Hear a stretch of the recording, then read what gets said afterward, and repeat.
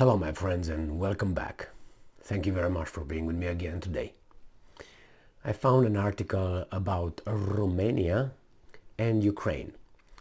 And these guys, which is the Ukrainians, because the article comes from a Ukrainian media outlet, they don't know that actually by providing us with this article opens up other questions, unintended questions. And they provide unintended answers as well. So let's start reading this interesting article.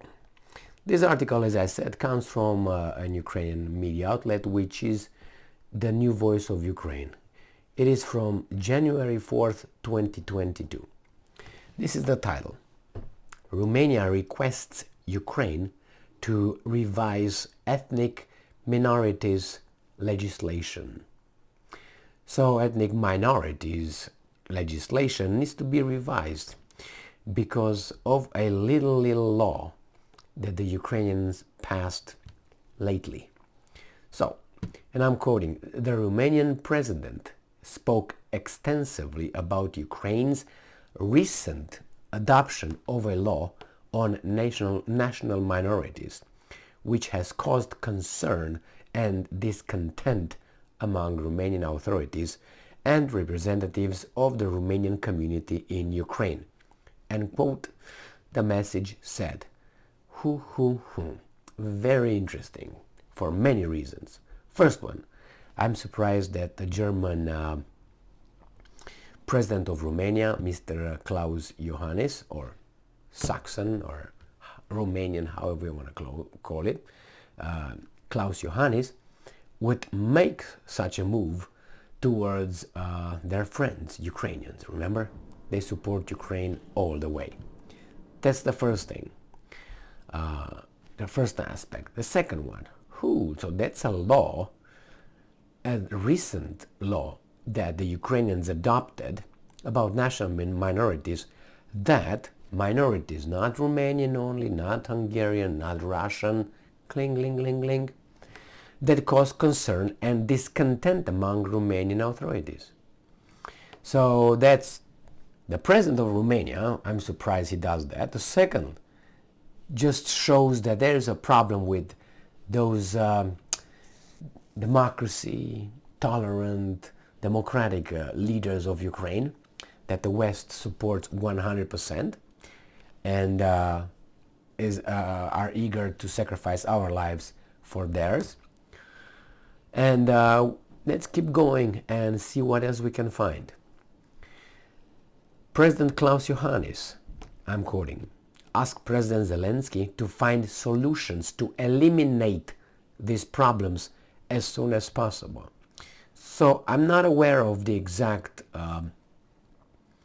law that was adopted in Ukraine, but if Romanians start talking about it, I know the Hungarians talked about it, and I know the Russians told us about it for so many months already, and actually they said that the first one started in 2014. That's why the separatists in the eastern Ukraine said, oh my god, that's discrimination against minorities. Romania did not say anything then, but it seems like it says now, which is a recent one. So the Ukrainians did this in the middle of all this support from the Western friends? How come? That's impossible. The press service added that both presidents agreed that the foreign ministers would hold talks on this issue in the near future, be it Romania. Zelensky subsequently said that he had agreed with Iohannis to further foster cooperation between the two countries, primarily when it comes to security issues. He thanked Romania for its solidarity and support for Ukraine in its fight against Russian aggression. Iohannis, the president of Romania, condemned Russian missile strikes on civilian targets and critical infrastructure in Ukraine, and confirmed that Romania will continue to help Ukraine and the Ukrainian people for as long as necessary. He also noted that Romania supports Ukraine's European integration and EU's anti-Russian sanctions. On December 13, 2022, the Ukrainian parliament passed a law on national minorities, which was one of the requirements for the country's eventual EU accession. Now, I don't know how that was passed, and the Romanians are criticizing it. Now, let's say this. This law is law number 8224, is designated to improve the protection of the rights of national minorities and the basis of state policy towards them. In particular, it refers to the rights to self-identification, the use of languages and national minorities, education, participation in political, economic, social, cultural life, etc. This comes from the New Voice of Ukraine, and this was from December 13, the law that Romanians are upset about, but by this little paragraph is like heaven, isn't it? The document was finalized after consultations with the Council of Europe and in cooperation with its experts. So what's your problem, Johannes? EU leaders supported granting EU candidate status to Ukraine and Moldova at the summit on June 23rd. So I don't understand. I mean, provided everything. Did you hear this? I mean, look at the title here, the paragraph. The law number 8224 is designated to improve the protection of the rights of national minorities and the basis of state policy towards them. So they're going to protect them, the state. In particular, it refers to the right of self-identification. I have the right to identify as Romanian in Ukraine or as a Russian in Ukraine, and you are protected. The use of languages of national minorities, including Russian, education, including in Russian, participation in political, economical, social, and cultural life. That means you can create a party, say Romanian-Ukrainian party, or the Romanian Party of Ukraine, in Ukraine. You can do that. Perfectly legal. And use Romanian. Wow. Isn't that something? But then, why is Iohannis such a bitch? I would ask. Why is the Romanian president spoke extensively about Ukraine's recent adoption of a law on national minorities, which has caused concern and discontent among Romanian authorities and representatives of the Romanian community in Ukraine? Such whiners, these Romanians, man. Unbelievable. Now there's one more thing here. You see, if I take one of your properties and then I sit on it and you say, okay, this is mine, and it's legally mine. Obviously you lost something, I won something, and then I don't want to talk about it. Why would I? I mean, I took it from you, so it's mine. I don't want to talk about it. I don't want to justify my act anymore. It's happened in 1940. I mean, it's been a long time after all, right? But you, as the one who was taken that from you by me, by force, because of my uncle Stalin, Uncle Joe, you would like to talk about that, your property, wouldn't you? Wouldn't you ask, hey, Emil, should we talk about that? You remember the 1940 when your uncle beat us and said that if we don't give you the property, you're going to come and take us all our property and enslave us and put it in Gulag. Remember that one? Why would I want to talk about it? I would say, no. Or I could say, yeah, we can talk about it. Yeah. Or there's nothing to talk about it. Or, well, this is Ukraine, Uncle Joe being Soviet Union, Romania being the weasels in 1940, and Uncle Joe gave Romania, the Soviet Union gave Romania at that time, an ultimatum saying, hey, weasels, cough up the Moldova, it's ours, okay? And shut the fuck up, because we can take the entire Moldova. So, because I'm nice, Stalin, I will not take it until the Carpathian Mountains. I will take only Bessarabia, that's half of it. Capisci? Alright. Besides, we would like to have Bukovina as well. And since we got the Bessarabia, the southern part of Bessarabia, we're going to give it to Ukraine.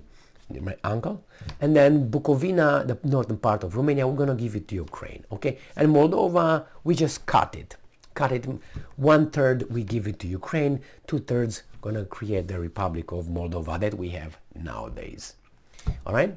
And Romanians said, hey, I can take the entire Romania if I want. So I was nice boy. All right, okay. So that's what the Romanians did in 1940. Then they allied with Hitler to take that back. Well, the war did not go their way. The Soviets came back, and they continue with their bullshit. So now Romania doesn't want to talk with Ukraine about that southern part. Remember, from southern Moldova to the Black Sea, that was Moldova's, that was Romania's. That's Ukrainians now. Now, nobody wants to talk about Bukovina, no? The Chernobyls. No, nobody wants to talk about that one. That's Ukraine right now. So, Iohannis, you got a lot of peddling to do, if you know what I mean, if you want to show character and show that you're a good Romanian. Besides, I don't understand what's wrong with you right now, Iohannis, since that little law seemed to be a-okay. Perfect, fantastic. The experts, European Union did it for them. So hey, hold your horses. But now they've gotten deeper trouble because the bad boy Orban and Szijjártó said that, hey, you guys are mistreating our minorities. Oh, and then Putin said, hey, you guys, Ukrainians, are mistreating our minorities.